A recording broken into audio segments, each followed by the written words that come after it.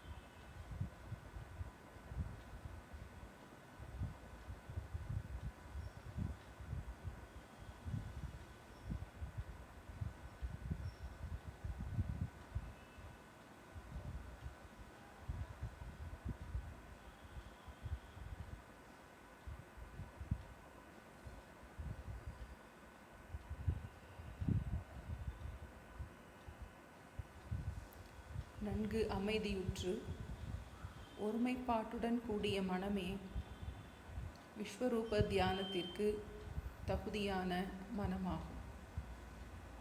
விஸ்வரூப தியானம் அல்லது விராட் தியானம் என்பது பார்க்கும் அனைத்தையும் இறைவன் என்ற ஞானத்தோடு பார்க்க பழகுவதே ஆகும். இருப்பது எல்லாம் இறைவனே என்பதை நாம் சாஸ்திரத்தின் மூலம் புரிந்து கொள்கின்றோம். இறைவனே இவ்வுலகிற்கு நிமித்த காரணமாகவும் உபாதான காரணமாகவும் இருக்கின்றான். என்னுடைய தனித்தன்மையின் காரணமாக இந்த பேருண்மை என்னால் அறியப்படாததாக இருக்கின்றது. சாஸ்திர உபதேசத்தினால் இந்த கருத்துக்கள் எவ்வளவுதான் புரிய வைக்கப்பட்டாலும் அது நமது ஆழ்மனதில் பதிவாகுவதற்கு விஸ்வரூப தியானம் மிக மிக அவசியமானது ஆகும். சமஷ்டி வியஷ்டி ஐக்கிய தியானமே விஸ்வரூப தியானமாகும். என் உடலுக்கு உள்ள நியதியானது அனைத்து உடலுக்கும் பொதுவானதாகும். எனது உடலுக்கு விஷமாக இருப்பது அனைத்து உடலுக்கும் விஷமாக இருக்கும். என் மனதை காயப்படுத்துவது அனைத்து மனதையும் காயப்படுத்துவதாகவே இருக்கும். இவ்வாறு எனது உடலில் அனைத்து உடலையும் எனது உடலை ஆலம்பனமாக வைத்துக்கொண்டு அனைத்து உடலையும் தியானம் செய்வது விஸ்வ விராட் ஐக்கியமாகும். இருப்பது ஒரே ஒரு மனமே. என் மனதிற்கு நன்மை தருவதாக இருப்பது அனைத்து மனதிற்கும் நன்மை தருவதாகவே இருக்கும். இவ்வாறு நாம் சிந்திக்க தொடங்கும்போது சமஷ்டி மனதோடு நாம் ஐக்கியம் அடைகின்றோம். உறவினர்கள், பகைவர்கள், நண்பர்கள் இவை அனைத்தும் நம்முடைய கற்பனையே ஆகும். நம்முடைய ராகத்வேஷத்தின் காரணமாக இந்த ஜீவ சிருஷ்டியை நாம் கற்பித்து கொண்டு இருக்கின்றோம். இந்த பேருண்மை நமக்கு நன்கு புரிந்தாலும் விவகாரத்தில் நம்மால் இந்த ஞானத்தோடு செயல்பட முடியாமல் நாம் அவதிப்படுகின்றோம். அதற்கு போதிய அளவு அபியாசம் இல்லாததே காரணம் ஆகும். உண்மையில் இறைவனை தவிர இரண்டாவதாக ஒரு பொருள் இல்லவே இல்லை. என்னுடைய தனித்தன்மை தடித்திருப்பதன் காரணமாக இந்த பிரிவு என்னால் கற்பிக்கப்பட்டதாக இருக்கின்றது. இறைவனுடைய கருணையால் இந்த ஞானத்தை நாம் விடாமல் அபியாசம் செய்ய தொடங்கும் போது நம்மை போல் பிறரையும் நேசிக்க தொடங்கலாம். எல்லாவற்றிலும் என்னையே பார்ப்பது விஸ்வரூப தியானமாகும்.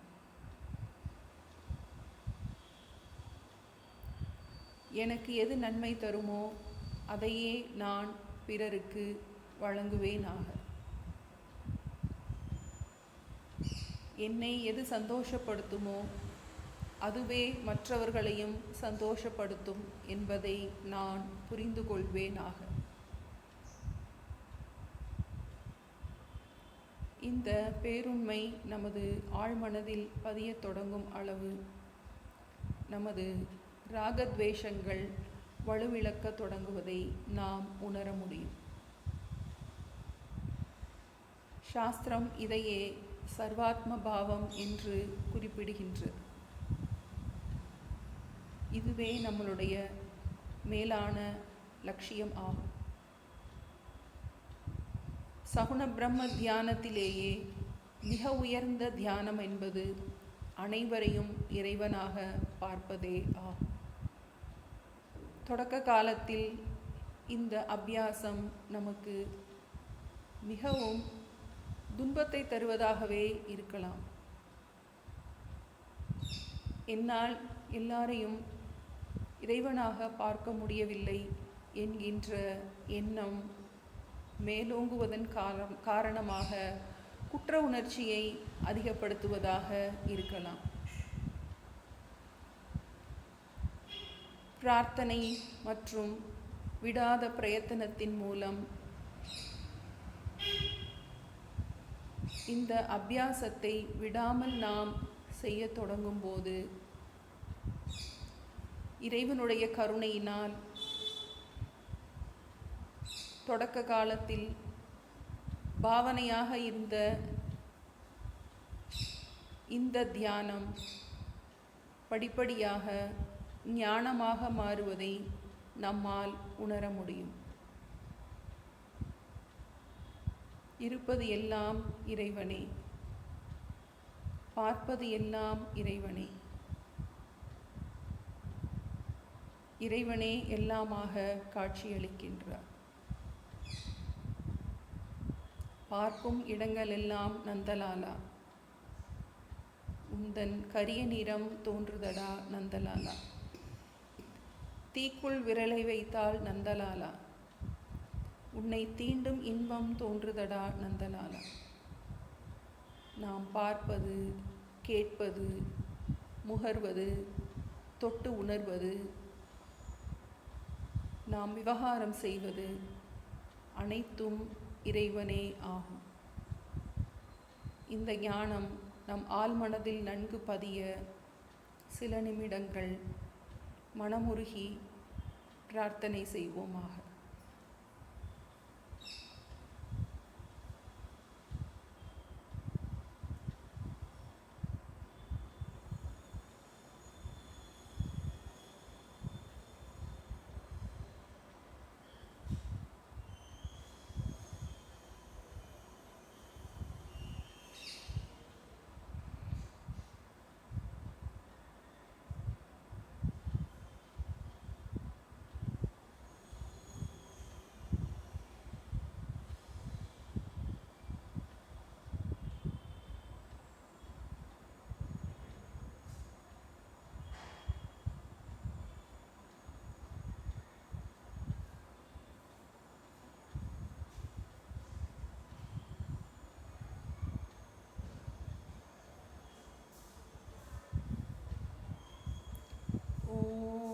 असतो मा सद्गमय तमसो मा ज्योतिर्गमय मृत्योर्मा अमृतंगमय.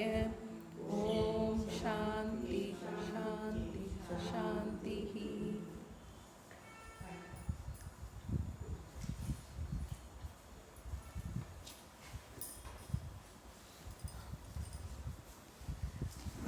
காசி போயிட்டு வந்தேன் டீச்சர், நல்லா அயோத்தி ராமர் போயிட்டு.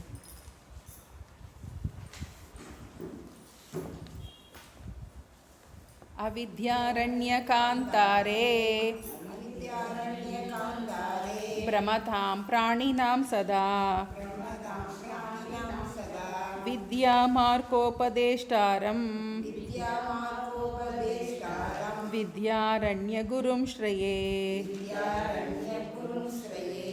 आत्मानं चेद्विजानीयात् अयमस्मीति पुरुषः किमिच्छन् कस्य कामाय शरीरम् अनुसञ्ज्वरेत्. பஞ்சதசி திருப்தி தீப பிரகரணம் பக்கம் 7 59வது ஸ்லோகம். பக்கம் 7 ஸ்லோகம் 59. दशमः कः इति प्रश्ने त्वमेवेति निराकृते गणयित्वा स्वेन सह स्वमेव दशमं स्मरेत्. दशमोऽस्मीति वाक्योता नदीरस्य विहन्यते. आदिमध्यावसानेषु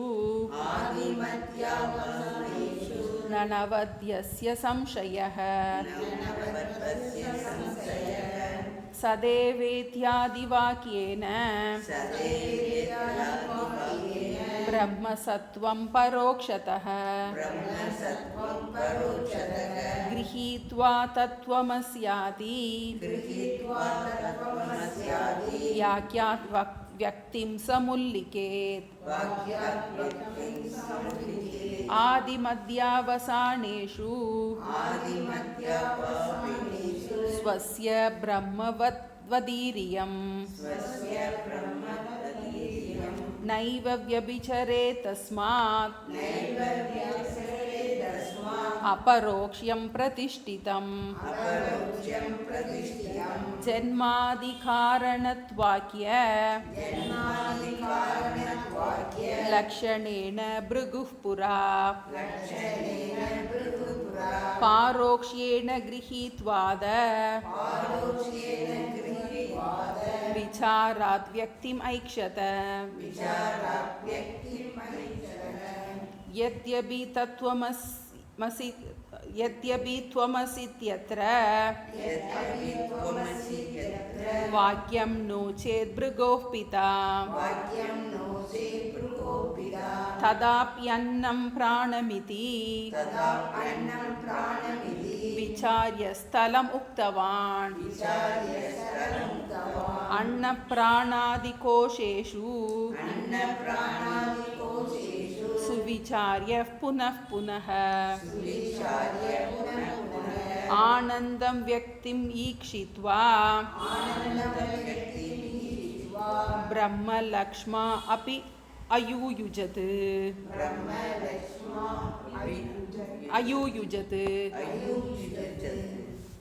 நம்ம இதில் திருப்தி தீப பிரகரணத்தில் அந்த பிருகதாரண்ய உபனிஷத் மந்திரத்தை பார்த்துட்ருக்கோம். ஆத்மானம் சேத் விஜானியா அயம் அஸ்மி இதி பூருஷः கிம்மிச்சன் கஸ்ய காமாய ஷரீரம் அணு சஞ்சுவரே. அதில் முதல் வரி வந்து அபரோக்ஷ ஞானத்தை பற்றி சொல்லுது. ரெண்டாவது வரி அந்த துக்க நிவர்த்தி ஆனந்த பிராப்தி அதனால் கிடைக்கின்ற பிரயோஜனத்தை பற்றி சொல்கிறதுன்னு பார்த்தோம். நம்ம நிறையா முதல்ல ஒரு பதத்தையாக பார்த்துட்டு வந்தோம். முதல்ல இந்த பூருஷங்கிற பதம் பார்த்தோம். அப்புறம் சிதாபாசன் எப்படி வந்து அகம் பிரம்மன் சொல்ல முடியுமான்னு நிறைய விசாரங்கள் பார்த்தோம். அப்புறம் இப்போ நம்ம பார்த்துட்டு இருக்கிறது வந்து அபரோக்ஷ ஞானம் அப்படிங்கிறத பார்க்கணும். இந்த துக்க நிவர்த்தி நமக்கு பிரயோஜனம் அந்த 7 அவஸ்தைகளில் 5வது அவஸ்தையாகிய அபரோக்ஷ ஞானமும் அந்த துக்க நிவர்த்தி 6வது. அதை மெயினாக அதில் தான் நம்ம இப்போ இருக்கார். நமக்கு அந்த அபரோக்ஷ ஞானம் அப்படிங்கிறத நல்லா புரிய வைக்கணும் அப்படிங்கிறதுக்காக நிறைய பூர்வபக்ஷங்கள்லாம் பார்த்தோம். நித்திய அபரோக்ஷமான பிரம்மனிடம் எப்படி வந்து பரோக்ஷ ஞானம் அபரோக்ஷ ஞானம் உண்டாகும் அப்படிங்கிறத பார்த்தோம். அப்புறம் பரோக்ஷ ஞானம் அபரோக்ஷ ஞானமாக மாறும், அபரோக்ஷ ஞானம் மீண்டும் பரோட்சமாக மாறாது அப்படிங்கிறத பார்த்தோம். அது வந்து ஒரு 1-way டிராஃபிக் மாதிரி தான். ஒருக்க நம்ம பார்த்துட்டோம் அப்படின்னா வந்து அது திரும்பவும் பரோட்சமாக மாறாது அப்படிங்கிறது பார்த்தோம். ஏன்னா பரோட்ச ஞானம் அப்படின்னா என்னது? பிரம்ம அஸ்தி, அந்த பிரம்மன் இருக்கு, அதாவது இந்த தேகத்தை தவிர வேற ஒன்றும் இல்லை அப்படின்னு சொல்லிட்டு இருந்தவனை இல்லை இதற்கு வேறாக ஒரு காரணம் இருக்கின்றதுன்னு புரிய வைக்கிறது பரோட்ச ஞானம். அந்த காரணம் வேற யாரும் அல்ல, நான் தான் புரிஞ்சுக்கிறது அபரோக்ஷ ஞானம் அப்படிங்கிறத பார்த்தோம். இப்போ அந்த பரோட்ச ஞானம் எப்படி உண்டாகுது, அபரோக்ஷ ஞானம் எப்படி உண்டாகுதுன்னு பார்க்கும்போது மற்ற விஷயங்கள்ல எல்லாம் வந்து பரோக்ஷ ஞானம் என்பது ஒரு பிரமாணத்தினாலும் அபரோக்ஷ ஞானம் மற்றொரு பிரமாணத்தினாலும் உண்டாகுதுன்னு பார்த்தோம். ஆனால் இங்கே இந்த ஞான விஷயத்தில் ஆத்மா விஷயத்தில் ரெண்டுமே வந்து எதுக்குமே இந்த சாஸ்திர பிரமாணத்தினால்தான் நமக்கு கிடைக்கின்றது, மகா வாக்கியத்தினால்தான் நமக்கு கிடைக்கின்றது. வாக்கியம்தான் பிரமாணம், சப்தம்தான் பிரமாணம். பரோட்ச ஞானத்திற்கு அவாந்தர வாக்கியம் பிரமாணமாக இருக்கின்றது, அபரோக்ஷ ஞானத்திற்கு மகா வாக்கியம் பிரமாணம். அதை தான் நம்ம பார்த்துட்ருக்கோம். ஏன்னா நமக்கு ஒரு டவுட் வரும், நமக்கு அபரோக்ஷமாக நமக்கு புரிஞ்சதுக்கப்புறம் நமக்கு வேறு எதுவும் பண்ணணுமா, ஏன்னா நான் புரியுதுன்னு சொல்கிறேன் ஆனால் அதனுடைய பிரயோஜனம் எனக்கு அது பயன்பாட்டுக்கு வரலையே அப்படின்னு நமக்கு அது திடமாகலையே. அப்போ நம்ம வந்து பரோட்ச ஞானம் அபரோக்ஷ ஞானம் திட அபரோக்ஷ ஞானம்னு போடணும். நம்ம பிரம்ம அஸ்தி அப்படிங்கிறது பரோட்ச ஞானம், பிரம்ம அஸ்மி என்பது அபரோக்ஷ ஞானம். அதை வந்து என்னுடைய பயன்பாட்டுக்கு எனக்கு திடமாக மனதில் வந்திருக்கிற அது திட அபரோக்ஷ ஞானம். அப்போ நம்ம அபரோக்ஷ ஞானத்துலேருந்து திட அபரோக்ஷ ஞானத்துக்கு போகிறதுக்கு அதுக்கு தான் நம்ம தியானம் பண்ணுறோமே ஒழிய அபரோக்ஷ ஞானத்துக்கு என்ன பண்ண வேண்டியதில்லை, சப்தந்தான் பிரமாணம். அதை புரிய வைக்கிறதுக்கு தான் இப்போ அவர் பிரயத்தனம் பண்ணுறார். அப்போ சப்தந்தான் பிரமாணம்னா எந்த மாதிரி சப்தங்கள்? அவாந்தர வாக்கியத்தினால பரோட்ச ஞானம், மகா வாக்கியத்தினால அபரோக்ஷ ஞானம். இது எல்லா ஸ்ருதியிலையுமே இப்படி தான் இருக்குது அப்படிங்கிறத சொல்லிட்டு இருக்காருன்னு பார்த்தோம். முதல்ல சாந்தோக்கிய உபநிஷத்தில் பார்த்தோம். அதில் வந்து முதல்ல சதேவ சௌமிய இதமக்ர ஆசித், முதல்ல சத்தை பற்றி மட்டும்தான். சத்துனா என்னது? இந்த பிரம்மம் ஒன்று இருக்கின்றது, அந்த இருப்பை பற்றி. அந்த பிரம்ம அஸ்திங்கிறத புரிய வைக்கிறார் முதல்ல. அந்த அப்பா வந்து குரு வந்து முதல்ல சொல்லி கொடுத்துட்டு அதுக்கப்புறம் என்ன சொல்கிறாரு? தத்து துவம் அசி, அதுவாகவே நீ இருக்கின்றாய், நீ அதுவாகவே இருக்கின்றாய் மகா வாக்கியத்தை சொல்கிறார். அப்போ உபனிஷத்தே என்ன பண்ணுது? முதல்ல பரோட்ச ஞானத்தை கொடுத்துட்டு அதுக்கப்புறம்தான் அவன் தயார்படுத்திட்டு பரோட்ச ஞானத்தில் ஒருவனை தயார்படுத்திட்டதுக்கு அப்புறம் தான் அவனுக்கு அபரோக்ஷ ஞானத்தை கொடுக்கின்றார். அப்போ 2 ஞானமே நமக்கு எதில் தான் வருது? நமக்கு பரோட்ச ஞானம் அபரோக்ஷ ஞானம் 2 ஞானமே இந்த உபநிஷத்தில் வாக்கியம்தான் நமக்கு பிரமாணமாக இருக்கின்றதுங்கிறத பார்க்குறோம்.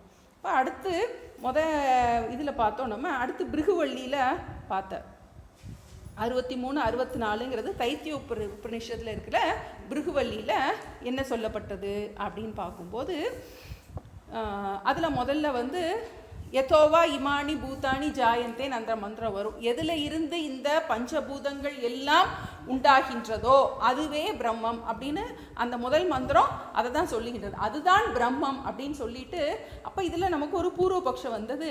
அதில் மகா வாக்கியம் வரலையே, தத்துவமசி அப்படிங்கிறது மாதிரி ஐக்கிய வாக்கியம் நேரடியாக வரலையே அப்படின்னு வரும்போது அதுக்கு அவர் சொல்கிறாரு, அந்த புருகு கிட்ட அவங்க அப்பா சொல்லும் போது யதோவா இமானி பூதானி ஜாயந்தே, எதில் இருந்து இந்த உலகம் தோன்றியதோ அதுவே பிரம்மம், அதை நீ உன்னுடைய பஞ்சகோஷத்தில் விசாரம் செய்வாயாகன்னு சொல்லியிருக்கு. அப்போ அந்த பிரம்மத்தை, இந்த உலகத்துக்கு ஆதாரமான பிரம்மத்தை உன்னிடம் நீ ஆராய்ந்து புரிந்து கொள்வாய்ன்னு சொல்லும் போதே அது ஐக்கியப்படுத்தியதாக தான், நேரடியாக சொல்லலைனாலும் அதில் இந்த ஐக்கியம் தத்துவமசிங்கிற அந்த ஐக்கிய பதம் இருப்பதாகத்தான் நாம் எடுத்துக்கொள்ள வேண்டும் அப்படிங்கிறத பார்த்தோம். நம்ம 64 அதான் வருது நமக்கு, யத்யபி துவமசி இது அத்திர வாக்கியம் நோச்சேத், அப்படி அங்கே துவமசி நீயே அதுவாக இருக்கின்றாய் என்னும் வாக்கியம் அதில் இல்லை என்றால் அந்த பிருகுபிதா ததாபி அன்னம் பிராணம் இது விசாரிய ஸ்தலம் உக்தவான், விசாரிக்க வேண்டிய அந்த ஸ்தலம் என்ன என்பதை அவர் சொல்லியிருக்காரு. அதில் என்ன விசாரம் பண்ணப்பட்டிருக்கு அப்படிங்கிறத நம்ம முடித்தோம். அன்ன பிராணாதி கோஷேஷு சுவிச்சாரிய புனః. அதில் என்ன சொல்லப்பட்டிருக்கு? முதல்ல அவர் எல்லாவற்றுக்கும் காரணம் என்ன அப்படின்னா அன்னம், உடம்புலேருந்து தான் எல்லாமே, இது சாப்பாட்டிலேருந்து தான் எல்லாமே தோன்றி இருக்கின்றது அப்படின்னு சொன்ன உடனே அவன் முதல்ல சாப்பாடு தான் எல்லாத்துக்கும் ஆதாரமானு நினைக்கிறான். அப்புறம் அது விசாரம் பண்ணதுக்கப்புறம் இல்லை அதை இந்த அன்னமயத்துக்கு ஆதாரமாக இன்னொன்று என்ன இருக்குது நமக்கு, அந்த அடுத்த நமக்கு 5 ஒவ்வொரு கோஷத்தையாக அவன் புரிஞ்சுக்கிறான். நமக்கு இதை விட சூக்ஷ்மமாக என்ன இருக்குது அப்படின்னு பார்க்கும்போது அதை இயக்குவது என்ன அப்படின்னு பார்க்கும்போது பிராணன் தான் அதற்கு ஆதாரமாக இருக்கின்றது. அப்போ அந்த பிராணமயத்தை விசாரம் பண்ணுறான். பிராணமயன் பிரம்மனா அப்படின்னு விசாரம் பண்ணும்போது இல்லை அதற்கு தாண்டி என்ன இருக்குது, நுட்பமாக இந்த மனோமயம் என்பது ஒன்று இருக்கின்றது. அப்போ அந்த மனோமயம்தான் ஆதாரமா அப்படின்னு பார்க்கும்போது இல்லை அதற்கு ஆதாரமாக அந்த விஞ்ஞானமயம் என்பது இருக்கின்றது. அப்போ அடுத்து இன்னும் நுட்பமாக ஆனந்தமயம் என்பது இது எல்லாற்றுக்கும் ஆதாரமாக இருக்கின்றது. அப்போ அதையும் தாண்டி அந்த ஆனந்தமயத்துக்கும் ஆதாரமாக இருப்பது என்னது, அந்த ஆனந்த ஆத்மா அப்படின்னு அதில் சொல்லப்பட்டிருக்கு.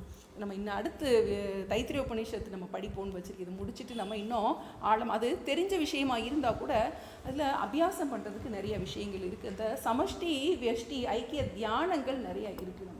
இப்போ நம்ம பார்த்துட்ருக்கோம் இல்லையா, ஏன்னா அந்த உபாசனைகள் அவர் ரொம்ப ஆழமாக சொல்கிறார். இப்போ நம்ம இதெல்லாம் நம்மை மறைத்திருக்கின்ற கோஷங்கள் நம்ம பார்க்குறோம்.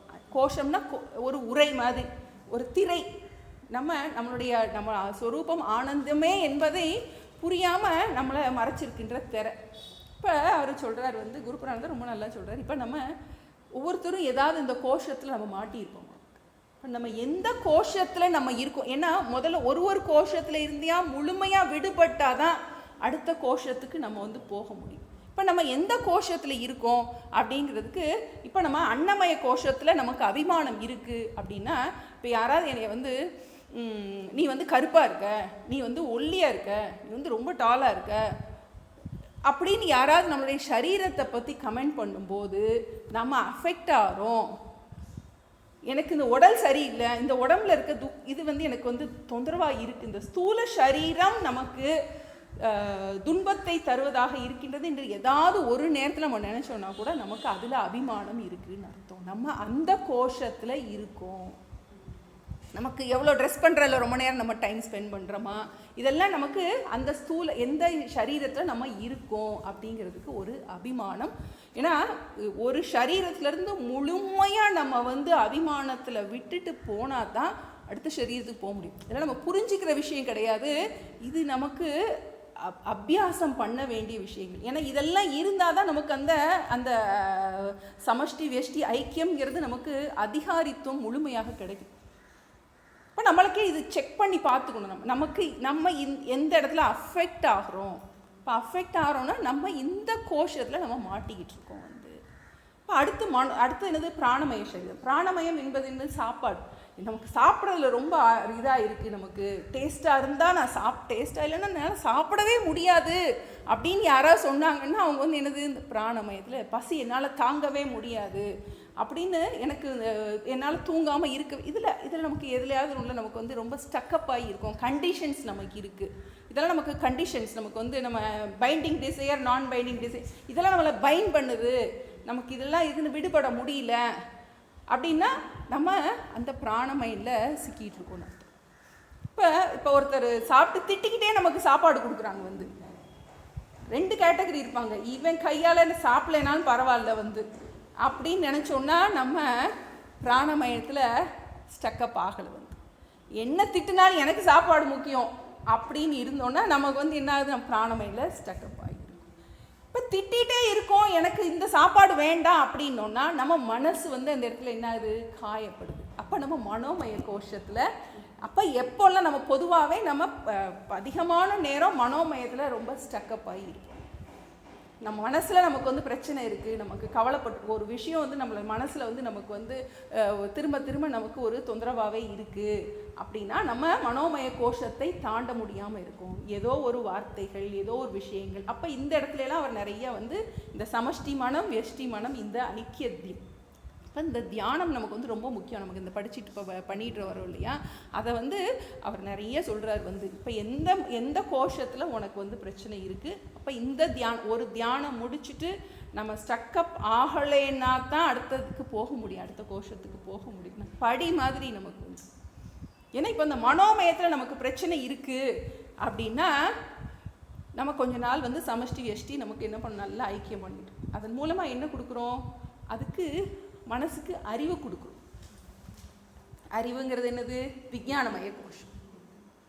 அப்போ இந்த கோஷத்தை தாண்டி என்ன ஆயிருக்கு, நமக்கு வந்து ஒரு பிரச்சனையை நம்ம அறிவுபூர்வமாக யோசிக்க தொடங்கும் போது விஞ்ஞானமயம் அது டாமினேட் பண்ண தொடங்கியிருக்கு. அறிவு என்ன பண்ணுது, இயக்க தொடங்கியிருக்கு. இப்போ இந்த மாதிரி 5 அடுத்த கோஷம் என்னது, ஆனந்தமய கோஷம். ஆனந்தமய கோஷம் சொல்லும்போது அவர் எப்படி சொல்கிறாருன்னா, நம்ம படி ஏறிக்கிட்டே போகிறோம். ஏன்னா ஆத்மாவை சொல்கிறதுக்கு ஒரு ஆலம்பனத்தை வச்சு சொல்லுது நமக்கு வந்து இது கிடையாது, இது கிடையாது, இது அப்படின்னு சொல்லிட்டு என்ன பண்ணுறோம், ஒரு படியாக ஏறி போகிறோம். ஆனந்தமயம் வந்ததுக்கப்புறம் ஒரு டெரஸ் மாதிரி ஆயிடுதான். டெரஸுக்கு போனால் அதுக்கு வந்து ஆத்மாவை காட்டி கொடுக்கறதுக்கு வேற ஒன்றும் இல்லையா வந்து அடுத்ததை ஏன்னா அதுவே இது வார்த்தையால் வர்ணிக்க முடியாததாக இருக்கின்றது. அப்போ அதை எதை வச்சு சொல்கிறோம்னா அந்த ஆத்மாவுடைய ரிஃப்ளெக்ஷன். அது என்னது, ஆத்மா எப்படிப்பட்டது, ஆனந்தமான ஆத்மா. அந்த ஆனந்தத்தோட பிரதிபிம்பத்தை வச்சு தான் நமக்கு சொல்லி கொடுக்க முடியுது. நமக்கு ஆனந்தமே ஆத்மா. அப்போ அந்த இடத்துல தான் ஆனந்த மீமாம்சை நமக்கு இருக்குது. ஆனந்தமயன் நான் சொல்கிறோம். ஆனந்தமயம் என்பது பிரதிபிம்ப ஆனந்தம், அந்த நம்மளுடைய சொரூப ஆனந்தத்தினுடைய பிரதிபிம்பமாக இருக்கின்றது. இப்போ இதை விசாரம் பண்ணும்போது இது வந்து ஆனந்தமயம் என்பது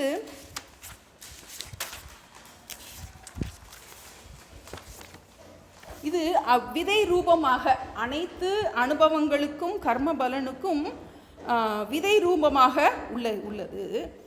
இப்போ நம்ம மனதில் தோன்றுகின்ற எல்லா ஆனந்தத்திற்கும் காரணமாக இருக்கின்றது, எல்லா அனுபவங்களுக்கும் காரணமாக இருக்கின்றது. இப்போ இதை நம்ம சொல்லும்போது அந்த ஆனந்த மீமாம்சை நமக்கு சொல்லப்படுகின்றது.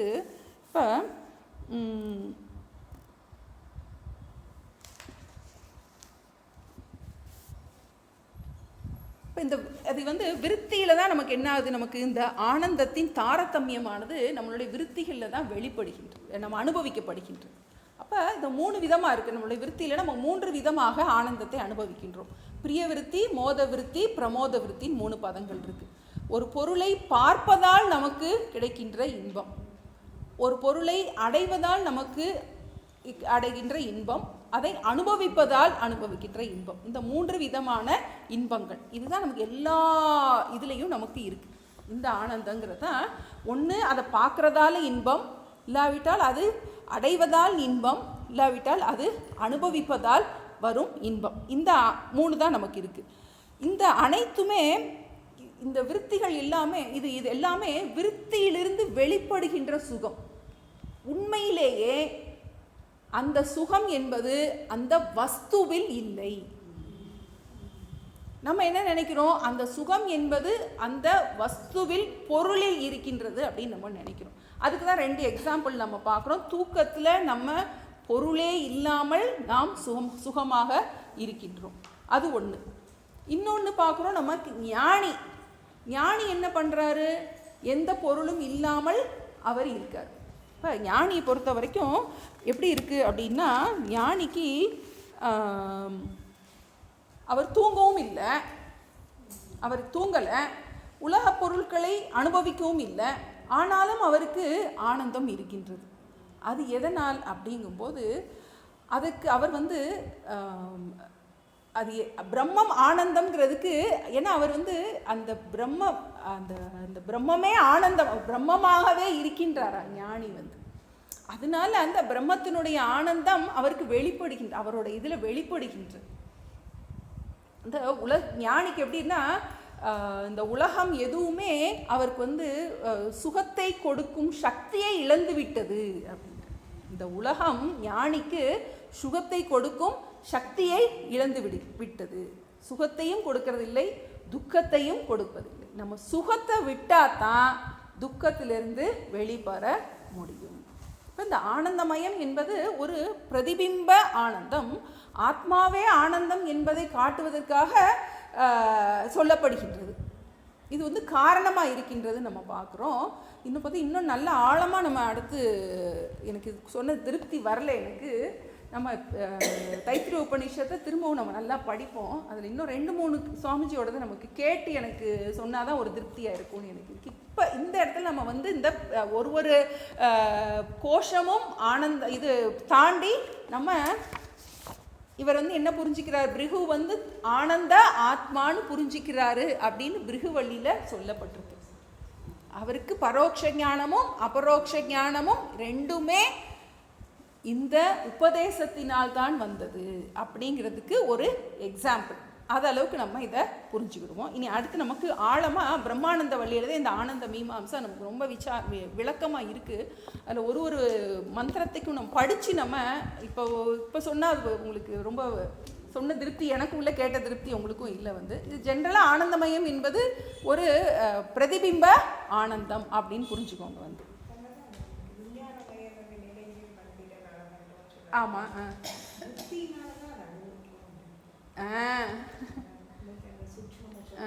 அப்படியா, புத்தினால்.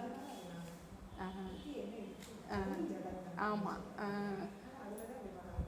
ஆனந்தமயனையும் நான் இன்னாதேன்னு ஒரு பாட்டு வரும் உங்களுக்கு. இதில் கைவிலி நமக்கு அது என்ன பாட்டு, அது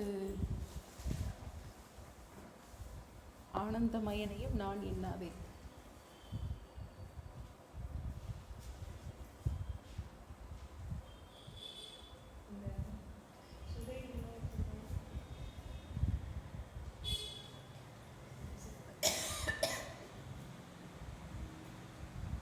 தத்துவ விளக்கத்திலே வந்துருமோ?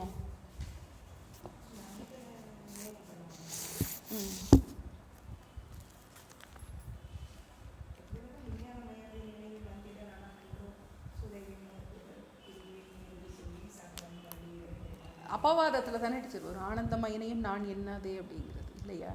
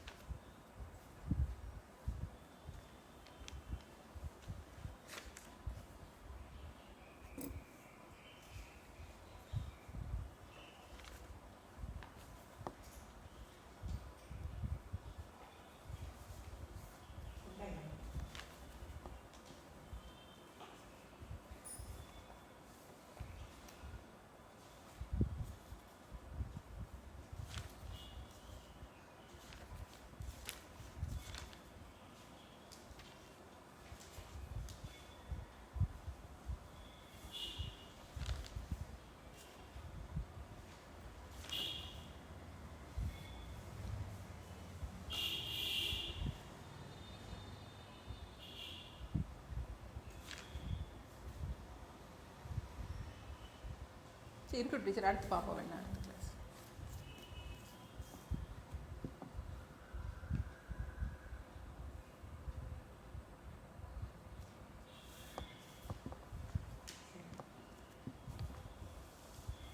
இப்போ இதில் ஆனந்த வியக்திம் ஈக்ஷித்வா பிரம்ம லக்ஷ்ம அப்பி அயூயுஜத்து. அப்படியா? ஆனந்த அப்படியா? ஓ அப்படியா?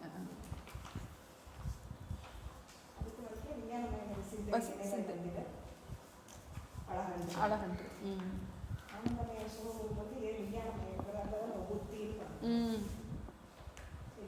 இருக்கட்டும். இப்போ ஆனந்த வியக்திம் ஈக்ஷித்வா பிரம்ம லக்ஷ்ம அப்பி அயூயுஜத்து. யோஜயத்தினாலே சேர்ப்பது, அயூயுஜத்துனா தன்னை நன்றாக ஆனந்தமயனோடு இணைத்து கொள்கின்றான். ஆனந்தன் என்பதை இணைத்து கொள்கின்றான். அந்த பிரம்மத்தோடு ஆனந்தம் என்பதை புரிந்து கொள்கின்றான். அதான் நம்ம பார்த்தோம், தொடக்கத்தில் பிரம்மந்தான் சிருஷ்டிக்கு காரணம். அந்த பிரம்மத்தை உன்னோடு உன்ட்ட நீ பாரு அப்படிங்கிறாரு. உன்னுடைய ஆராய்ச்சி பண்ணு, உன்னுடைய ஆராய்ச்சி பண்ண வேண்டிய இடம் உன்னுடைய அந்த பஞ்ச கோஷத்தில் ஆராய்ச்சி பண்ணுன்னு சொல்லும்போது அவன் தானாகவே புரிந்து கொள்கின்றான். அயூயுஜத்துனா தன்னோடு இணைத்து கொள்கின்றான். எதில்? இந்த பிருகுவல்லியில். இப்போ அடுத்து திரும்பவும் பிரம்மவல்லியை பற்றி சொல்ல போகிறாரு. 66.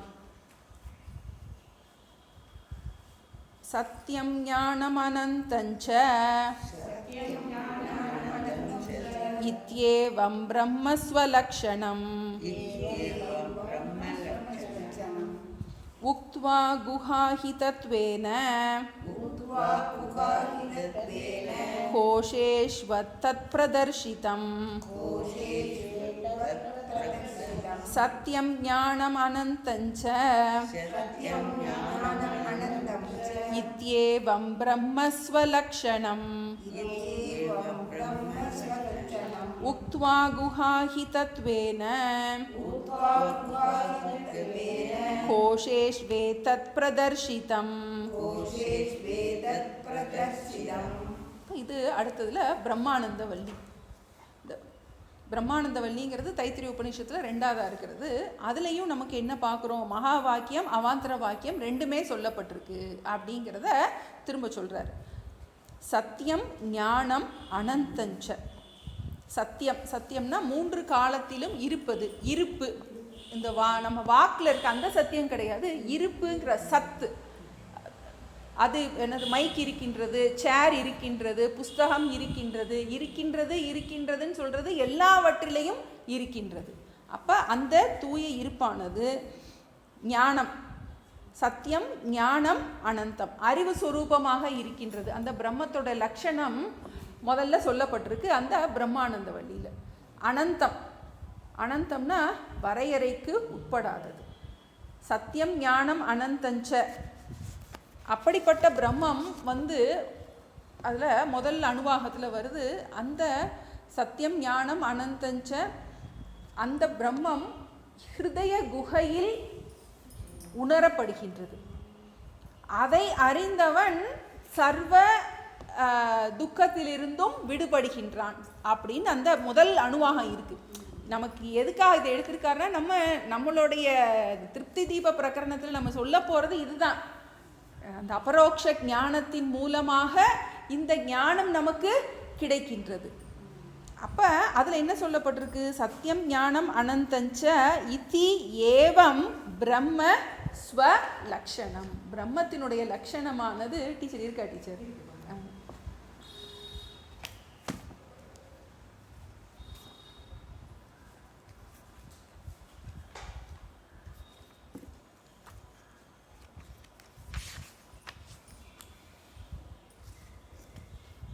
அதில் முதல்ல அணுவாகமே நமக்கு பிரம்ம லக்ஷணம் தான் வருது. நமக்கு பிரம்மவித் ஆப்னோதி பரம் தத் ஏஷாப்யுக்தா சத்தியம் ஞானம் அனந்தம் பிரம்ம யோவேத நிஹிதம் குஹாயாம் பரமே வியோமன் சோஷ்ணுதே சர்வான் காமான் சக. சக அஷ்ணுதே, என்ன அவன் அடைகிறான்? சர்வான் காமான் சக.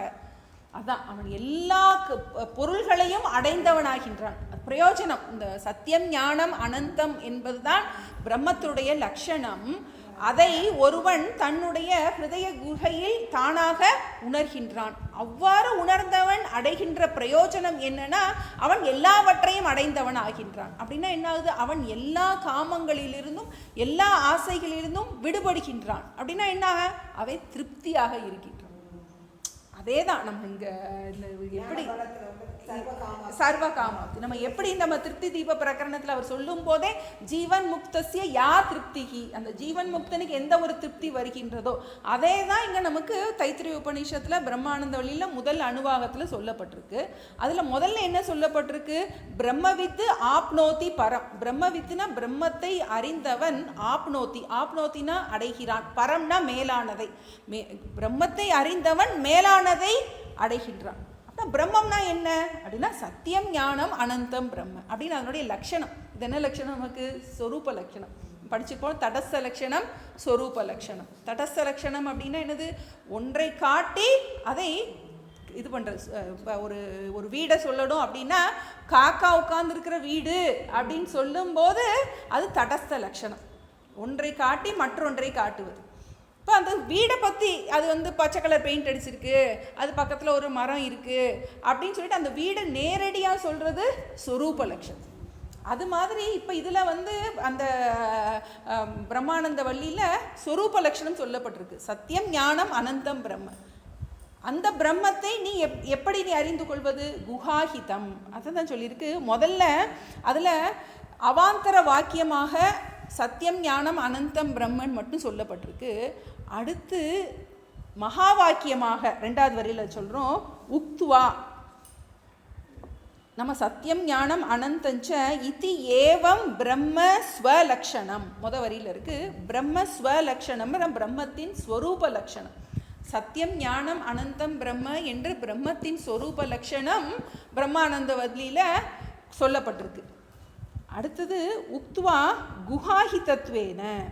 உக்துவான கூறப்பட்டதை ஹிருதய குகையில் இருப்பதாக, தன்னிடம் தானே அதுவாக இருப்பதாக. முதல்ல சொல்றது அவாந்தர வாக்கியம். அந்த பிரம்மத்தை பற்றி பொதுவாக பிரம்ம அஸ்தி, எப்படிப்பட்ட பிரம்மமாக அது இருக்கின்றது? சத்தியம் ஞானம் அனந்தமாக இருக்கின்றது அப்படின்னு சொல்லப்பட்டு அது எங்கே ஒரு ஹிருதய குகையில் இருக்கிறது, நீயே அது என்பதை சொல்லுகின்றது. அது மகா வாக்கியம்.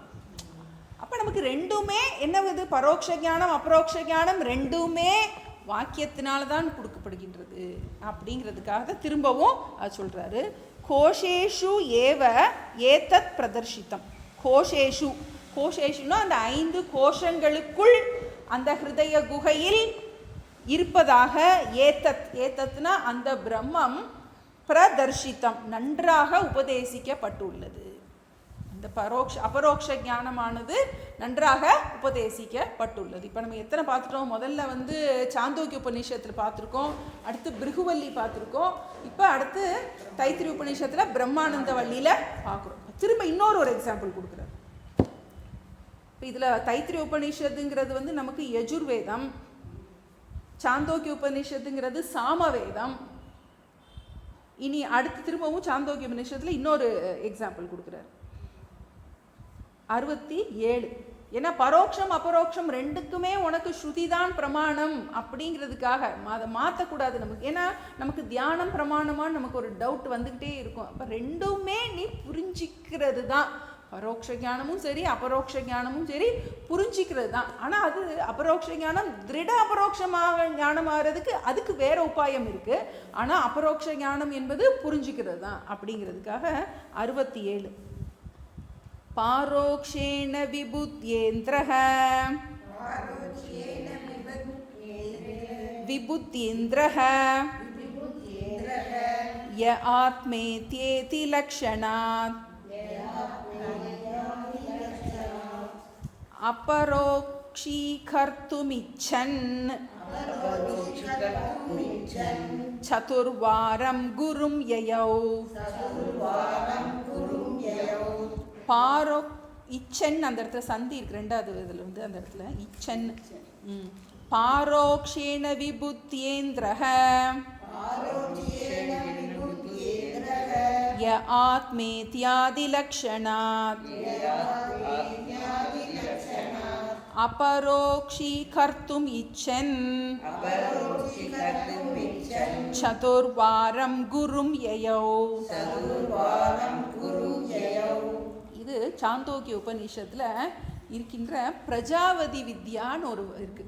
பிரஜாபதி வித்யா அது வந்து எப்படி வரும்னா வந்து இந்திரனோ விரோச்சனன், இந்திரன்கிறது தேவர்கள் அதிபதி, விரோச்சனன்கிறது அசுரர்களின் அதிபதி. அவங்க ரெண்டு பேரும் வந்து பிரம்மா வந்து சொல்லுவார் வந்து இந்த பிரம்மத்தை அடைந்தவன் எல்லாவற்றையும் அடையலான் அந்த பிரயோஜனத்தெல்லாம் சொல்கிறார். வந்து சொன்ன உடனே இவங்க ரெண்டு பேரும் ஒரு அட்வர்டைஸ்மெண்ட் மாதிரி கொடுத்தோன்னே இவங்க ரெண்டு பேரும் போய் படிக்கிறதுக்காக போகிறாங்க. யார்? இந்திரனும் விரோச்சனன். விரோச்சனன்கிறது அசுரர்களுடைய தலைவன், இந்திரன் வந்து தேவர்களின் தலைவன். ரெண்டு பேரும் போன உடனே வந்து பிரம்மாஜி வந்து உபதேசம் பண்ணுறார். முதல்ல அவர் என்ன சொல்கிறார் வந்து பிரம்மாஜி வந்து இந்த தேகம்தான் ஆத்மா அப்படின்னு சொல்கிறார். வந்து ரெண்டு பேருக்கும் சேர்ந்து உபதேசம் பண்ணுறாரு. தேகம்தான் ஆத்மான்னு சொன்ன உடனே ரெண்டு பேரும் போயிடுறாங்க. வந்து ஸ்தூல சரீரம்தான் ஆத்மா அப்படின்னு சொல்லிட்டு கேட்டவுடனே ரெண்டு பேரும் போயிடுறாங்க. யார்? விரோச்சனனும் இந்திரனும். விரோச்சனன் என்ன பண்ணுறான்? இதுதான் ஆத்மான்னு சொல்லிட்டு எல்லாம் நல்லா அனுபவிக்கிறதெல்லாம் ஒரே போக போக்கியங்களில், அதுக்கு பேர் ஆசுரி உபனிஷத் தான். அவன் வந்து இந்த மாதிரி தப்பாக புரிஞ்சுக்கிட்டு போய் இந்த உடம்பு தான் நம்ம மெட்டீரியலிசத்தில் இருக்கோம் இல்லையா, பாதி பேர் என்னது உலகத்தில் பாதி அப்படி தானே இருக்குது. வந்து நல்லா சாப்பிடணும், நல்லா அனுபவிக்கணும், ஊரை சுற்றணும், என்ன பண்ணணும், நல்லா அனுபவிக்கணும், ஆத்மானெலாம் ஒன்றும் கிடையாது அப்படின்னு இருக்கு இல்லையா. அந்த மாதிரி அவன் புரிஞ்சுட்டு போயிட்டான். இந்திரன் வந்து என்ன பண்ணுறான்? போய் யோசிக்கிறான். யோசித்ததுக்கப்புறம் அவன் வந்து இது ஆத்மாவாக இருக்க முடியாதே அப்படின்னு சொல்லிட்டு திரும்ப போய் கேட்குறான்.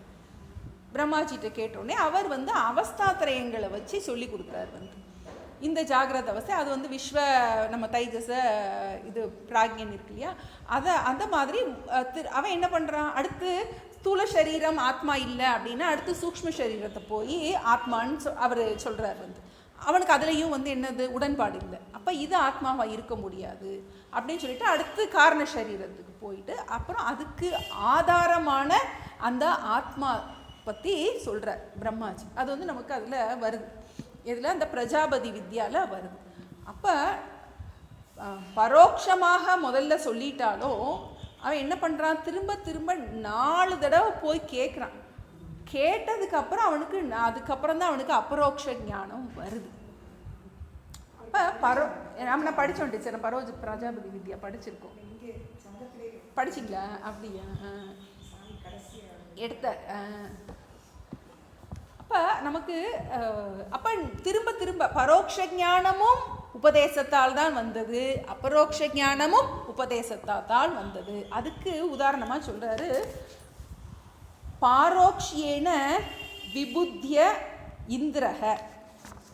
பாரோக்ஷியேன, பாரோக்ஷியேன பரோட்சமாக முதல்ல, பாரோக்ஷியேன விபுத்திய, விபூத்தியன அறிந்த, பரோட்சமாக பிரம்மத்தை அறிந்த இந்திரன் எப்படி அறிஞ்சான்? ய ஆத்மா இத்தியாதி. அந்த மந்திரம் வந்து ய ஆத்மான்னு தொடங்குது. அந்த மந்திரம் வந்து ய ஆத்மான்னு தொடங்குகின்ற இந்த உபனிஷத் வாக்கியத்தினால என்ன பண்ணுறான்? லக்ஷணாத், இந்த லக்ஷணத்தை கூறும் வாக்கியம், அதன் மூலமாக பிரம்மத்தை பரோட்சமாக முதல்ல அறிஞ்சான். அப்புறம் என்ன பண்ணுறான்? அபரோக்ஷீகர்த்தும் இச்சன், அதை அபரோக்ஷமாக அடைவதற்கு ஆசைப்பட்டு, அந்த பரோட்ச ஞானத்தை அபரோக்ஷமாக அடைவதற்கு ஆசைப்பட்டு அவன் சதுர்வாரம், சதுர்வாரம்னா 4 முறை, குரும் யயவ், யயவ்னா அடைந்தான். திரும்பவும் 4 தடவை என்ன பண்ணுறான்?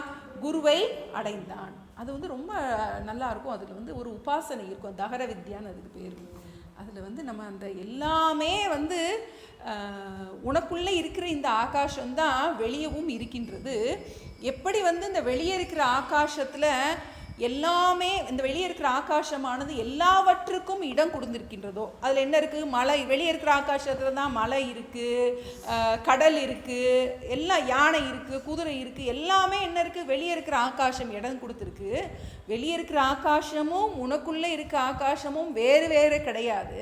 அந்த வெளியே இருக்கிற ஆகாசத்தில் எப்படி எல்லாம் அத்தியஸ்தம் பண்ணப்பட்டிருக்கோ அது மாதிரி உனக்குள்ளே இருக்கிற ஆகாசத்தில் எல்லாமே உன்னில் இருப்பதாக நீ புரிந்து கொண்டு தியானம் பண்ணு அப்படின்னு. அது ரொம்ப ஒரு அந்த தியானம்லாம் பண்ணணும். நம்ம பண்ணினா தான் அதனுடைய இது வந்து அகாடமி கிடையாது. மற்றதெல்லாம் நமக்கு ஞானம் வந்து வஸ்து தந்திரம், இது வந்து என்ன சொல்கிறோம் நமக்கு வந்து புருஷத்துவம். இது வந்து நம்ம இதெல்லாம் குவாலிஃபிகேஷன். நமக்கு எது நம்ம வந்து புரிஞ்சிக்கிறது எது, அபியாசம் பண்ணுறது எது நமக்கு தெரியும். இப்போ இது வந்து நமக்கு எல்லாமே எண்ணில் தான் இருக்கின்றது. அந்த சமஷ்டி வெஷ்டி ஐக்கியம் அதில் அவ்வளோ திரும்ப திரும்ப திரும்ப சொல்லியிருப்பார். வந்து இந்த ஆகாசம் வேற அந்த ஆகாசம் வேற கிடையாது. உனக்குள்ளே இருக்கின்ற உன்னுடைய ஹிருதய குகையில் இருக்கின்ற இந்த ஆகாசம்தான் வெளியிலேயும் இருக்குது அப்படின்னு அந்த பிரம்மத்தை ஆகாசத்தோடு, ஏன்னா அது ஆகாசத்தை நமக்கு ரொம்ப கிட்ட சொல்லக்கூடிய ஒரு ஒரு திருஷ்டாந்தமாக இருக்கும். இந்த ஆமாம் ஆமாம் ஆமாம் விபுங்கிறத வச்சுக்கிட்டு. அப்போ இது வந்து ஒரு உபாசனை. நமக்கு தஹர வித்யா உபாசனை இது வந்து கொஞ்ச நாள் நம்ம பண்ணணும். பண்ணி பார்த்தா தான் நம்மளுடைய இந்த ராகத்வேஷம் நமக்கு இதிலிருந்து நான் வெளிவரதுக்கு நமக்கு அந்த நல்லாவே உபயோகமாக இருக்கும். அப்போ அதில் வந்து திரும்ப திரும்ப என்ன பண்ணுறாரு அந்த குருவானவர் யார், அந்த பிரஜாபதி இந்திரன் திரும்ப திரும்ப போய் கேட்குறான். 4 முறை கேட்டதுக்கு 4 முறையும் உபதேசத்தினால்தான் அவனுக்கு பரோட்ச ஞானமும் உபதேசத்தினால்தான் வருகின்றது, அபரோக்ஷ ஞானமும் உபதேசத்தினால்தான் வருகின்றது.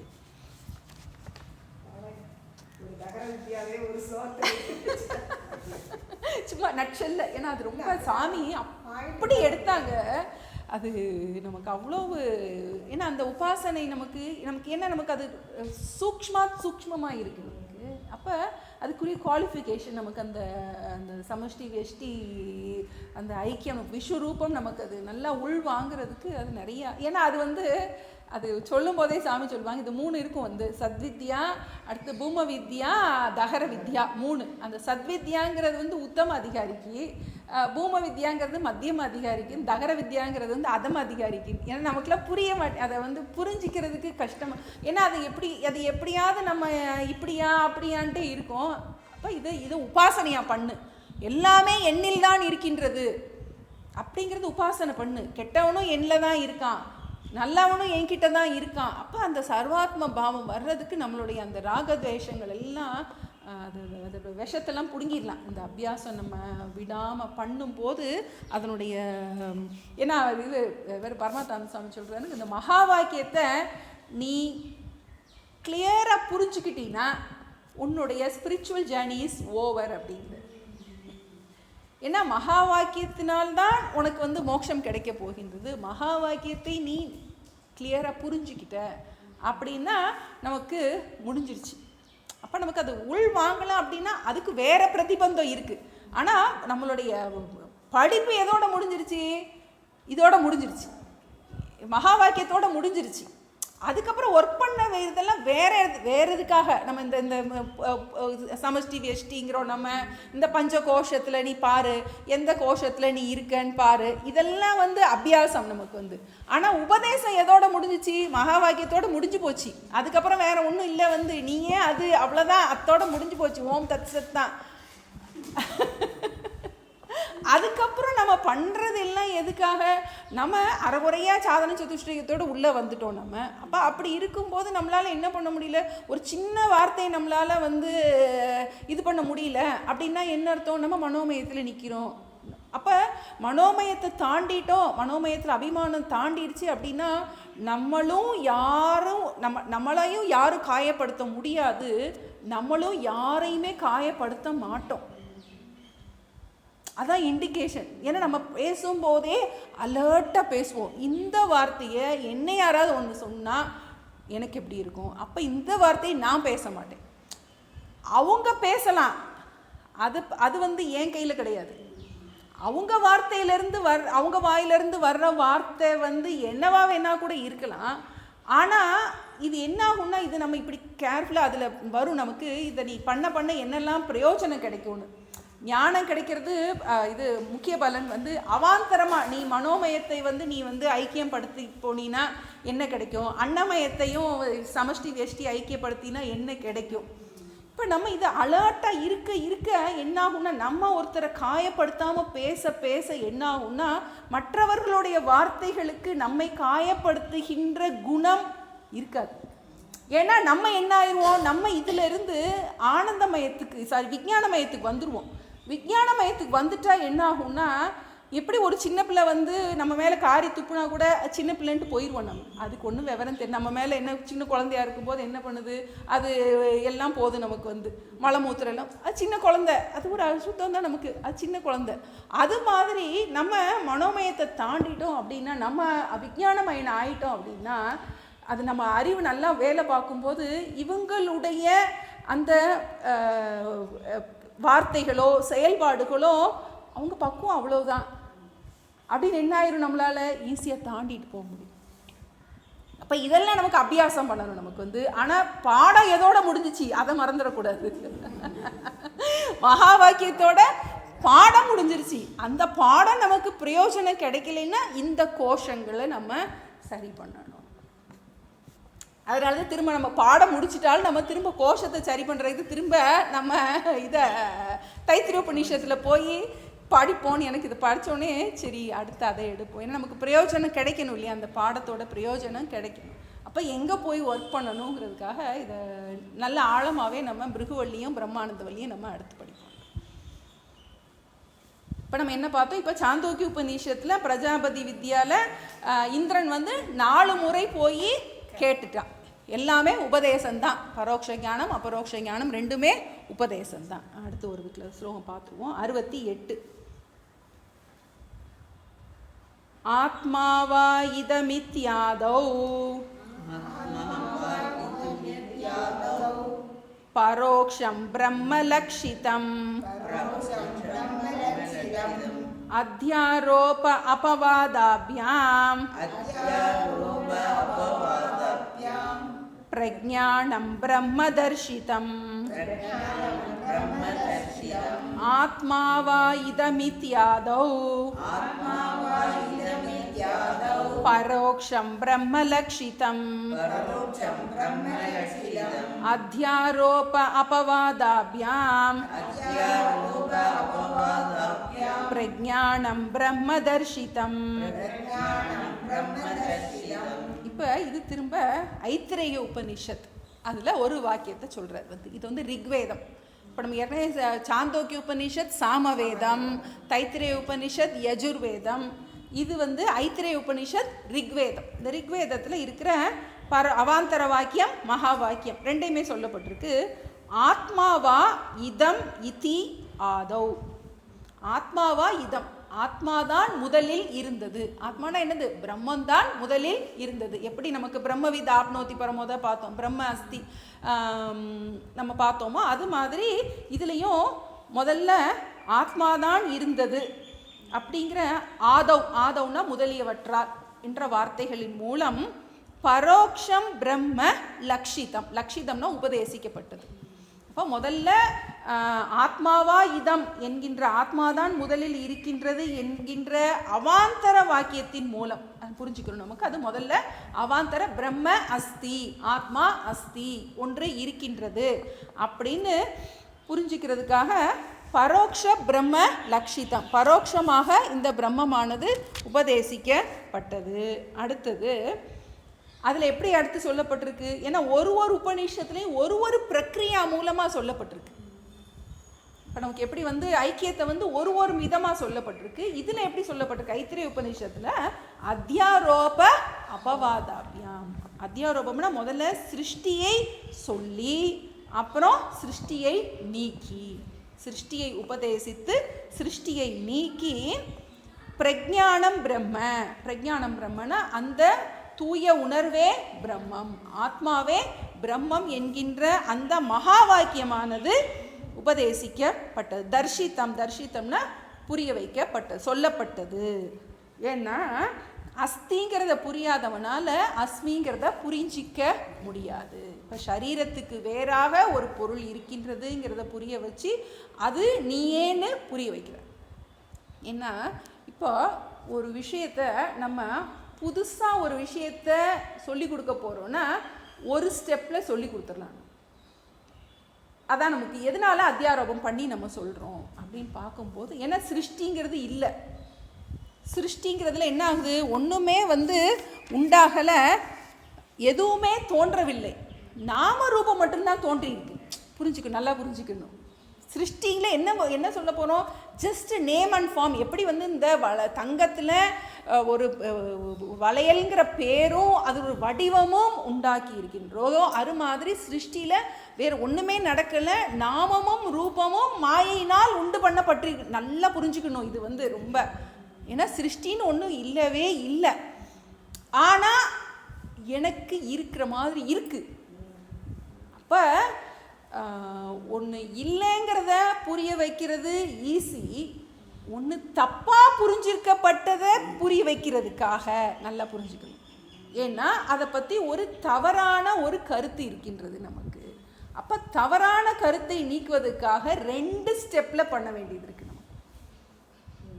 ஏன்னா அவர் சொல்கிறாரு, இப்போ 2 பேர் ஒரு ஃப்ரெண்ட்ஸ் இருக்காங்க, அவங்களுக்குள்ள ஒரு தவறான கருத்து இருக்கு. அப்போ 3வது ஒரு ஆள் அவன் தப்பு பண்ணுறான் அப்படின்னு தப்பு பண்ணுறான், ஒரு மைட்டி அவன் தப்பாக நினச்சிக்கிறத ரைட்டாக சொல்லலாம். என்ன பண்ணணுமா, அவன் போகிற போக்கிலே போய் அவன் சொல்கிறத ஒத்துக்கிறது மாதிரி ஒத்துக்கிட்டு அதுக்கப்புறம் அந்த உண்மையை அவன்கிட்ட சொல்கிறோம் நம்ம. ஆமாம்மா நீ சொல்கிறதெல்லாம் சரிதான், ஆனால் யோசிச்சுப்பார், இந்த கோணத்தில் யோசிச்சுப்பார் அப்படின்னு நம்ம நேரடியாக சொல்லாமல் முதல்ல அவன் சொல்கிறத ஏற்றுக்கிட்டு சொல்கிற மாதிரி. இப்போ நமக்கு கயிறு பாம்பு உதாரணத்தில் இருக்கும், அது பாம்பு அல்ல கயிறுன்னு தான் சொல்ல முடியும். அப்போ அந்த இடத்துல அந்த பாம்புங்கிறத நம்ம பாம்பே இல்லை அங்கே ஆனால் அது என்ன சொல்கிறோம், அது பாம்பு கிடையாது கயிறு அப்படின்னு சொல்கிறதுக்கு, அது கயிறுன்னு சொல்கிறதுக்கு அதனுடைய தவறான ஒரு தோற்றம் அங்கே நமக்கு தெரிகின்றது. அதனால 2, அது பாம்பு அல்ல அது கயிறு அப்படின்னு சொல்கிறோம். அது மாதிரி இது ஜெகத் இல்லை பிரம்மம் அப்படின்னு சொல்கிறதுக்காக 2 ஸ்டெப்பில், ஏன்னா ஒரு தவறான கருத்தை நீக்குவதற்காக அதை 2 படியாக நம்ம சொல்கின்றோம். அதுதான் இந்த அத்தியாரோப அபவா. ஏன்னா முதல்ல அவனுடைய அறியாமையை ஏற்றுக்கிறோம் நம்ம, ஏற்றுக்கிட்டு அதுக்கப்புறம் அவனுக்கு அறிவை புகுத்துகின்றோம். அவன் ஏற்கனவே அவனுக்கு ஒரு தவறான அறிவு இருக்குது, அந்த தவறான அறிவை முதல்ல ஏற்றுக்கிறோம், ஏற்றுக்கிட்டு அதுக்கப்புறம் அவனுக்கு சரியான அறிவை கொடுக்குறோம். அப்போ சிருஷ்டின்னு ஒன்று இருக்குது, ஆமாம் இருக்குது, அது இப்படித்தான் வந்துச்சு அப்படின்னு என்ன பண்ணுறோம், நிறைய சொல்கிறோம். சொல்லிட்டு அதுக்கப்புறம் அதுக்கு ஆதாரமான பொருளை பாரு, உண்மையில் வந்தது ஒன்றுமே கிடையாது, ஜஸ்ட்டு மாயினால் நாம ரூபம் வந்தது மாதிரி இருக்குது, உண்மையில் இருப்பது ஒன்றும் இல்லை அப்படின்னு என்ன சொல்லுது அந்த ஐத்திரிய உபநிஷத்தில். முதல்ல அவாந்தர வாக்கியம் சொல்லப்பட்டிருக்கு, அதுக்கப்புறம் அத்தியாரோப அபவாதம் பண்ணி மகா வாக்கியம் சொல்லப்பட்டிருக்கு. எல்லாமே வாக்கியத்தினால்தான் சொல்லப்பட்டிருக்கின்றது. 2க்குமே சாஸ்திரம்தான் பிரமாணம், 2 ஞானமுமே சாஸ்திரத்தினால்தான் சொல்லப்படுகின்றது. அதில் இந்த உபனிஷத் திட்டமிட்டே, உபனிஷத் திட்டமிட்டே என்ன பண்ணிடுது, பரோட்ச ஞானத்தை கொடுத்து அவனை தயார் செய்த பிறகு அபரோக்ஷ ஞானத்தை கொடுக்கின்றது. நேரடியாக எடுத்தோன்னே சொல்லாமல் திட்டமிட்டே அவனுக்கு அதிகாரித்துவத்தை உண்டு பண்ணி நாஸ்திங்கிறவனை அஸ்திக்கு கொண்டு வந்துட்டு அதுக்கப்புறம் அஸ்மி அப்படின்னு சொல்லுகின்றது. எல்லாமே உபனிஷத் பிரமாணம். இப்போ நம்ம எல்லா தைத்திரிய உபனிஷத் பார்த்துட்டோம், சாந்தோக்கிய உபனிஷத் பார்த்துட்டோம், பிரம்மானந்தவல்லி பார்த்துட்டோம். சாந்தோக்கிய உபனிஷத்தில் 2, தைத்திரிய உபனிஷத்தில் 2, அப்புறம் இன்னொன்று என்னது ஐத்திரேய உபனிஷத். இப்போ 5 பிரமாணம் கொடுத்துட்டார். 5லையுமே பரோட்ச ஞானம் அபரோக்ஷ ஞானம் 2மே இந்த மாதிரி உபனிஷத் வார்த்தைகள்னால் தான் வருகின்றது அப்படிங்கிறத பார்த்துட்டோம். இனி அடுத்தது 69, இதை முடிக்கிறாரு, இதை பார்த்துருவோம். நம்ம அடுத்த வாரம் கிளாஸ் வேண்டாம், நமக்கு வியாழக்கிழமை கிளாஸ் இல்லை. இந்த ஒரு கிளாஸ் இதை பார்த்துருவோம், இந்த ஒரு ஸ்லோகத்தை பார்த்துருவோம். அவாந்தரேண வாக்கியேன பரோக்ஷா பிரம்மதீர் பவேத் சர்வத்ரைவ மகாவாக்ய விசாராத் அபரோக்ஷதீஹி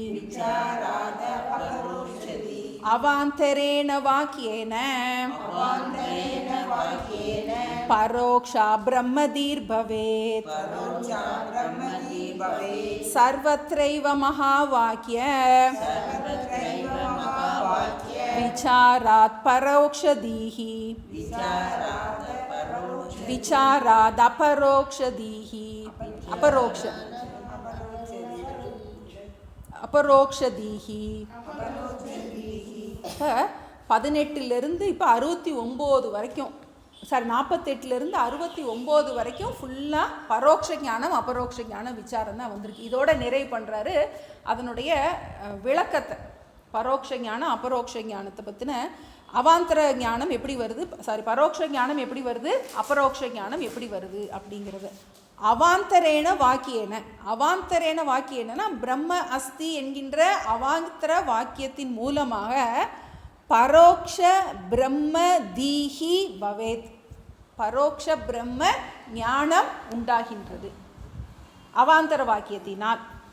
சர்வத்திர ஏவ, சர்வத்திர ஏவனா எல்லா இடத்திலும், எல்லா இடத்திலும்னா எல்லா உபனிஷத்திலும், சர்வத்திர ஏவ அவாந்தரேன வாக்கியேன, அவாந்தர வாக்கியத்தின் மூலமாக பிரம்ம அஸ்தி என்கின்ற அவாந்தரேன வாக்கியேன, அவாந்தர வாக்கியத்தின் மூலமாக பிரம்ம அஸ்தி என்னும் அவாந்தர வாக்கியத்தின் மூலமாக பரோக்ஷ பிரம்ம தீஹி பவேத், பரோக்ஷ பிரம்ம ஞானம் உண்டாகின்றது. அவாந்தர வாக்கியத்தின் மூலமாக பிரம்ம அஸ்தி என்னும் பரோக்ஷ ஞானம் உண்டாகின்றது. அடுத்த 2வது வரியில் சர்வத்திர ஏவ, சர்வத்திர ஏவனா எல்லா இடத்திலும், சர்வத்திரனா எல்லாம் பார்த்துருக்கோம், சர்வத்திர ஏவ எல்லா இடத்திலும், எந்த எல்லா இடத்திலும், எல்லா உபனிஷத்திலும், எல்லா உபனிஷத்திலும், சர்வத்திர ஏவ எல்லா உபனிஷத்திலும் மகா வாக்கிய விசாராத், மகா வாக்கிய விசாரத்தின் மூலமாக அபரோக்ஷ தீஹி, மகா வாக்கிய விசாரம்னா என்னது, மகா வாக்கிய ஆராய்ச்சியின் மூலம். இப்போ இனி அடுத்து எப்படி ஆராய்ச்சி பண்ண போகிறோங்கிறத சொல்ல போகிறாரு வந்து. மகா வாக்கிய விசாரத்தின் மூலமாகத்தான், நம்ம நல்லா பொறுத்துக்கணும், எல்லா உபனிஷத்திலும் மகா வாக்கிய விசாரத்தின் மூலமாகத்தான் அபரோக்ஷ ஞானம் உண்டாகின்றது. அப்போ நமக்கு இதில் குழப்பமே வரக்கூடாது. அபரோக்ஷ ஞானம் எதனால வருது, அப்போ நமக்கு எல்லாருக்கும் அபரோக்ஷ ஞானம் இருக்குது.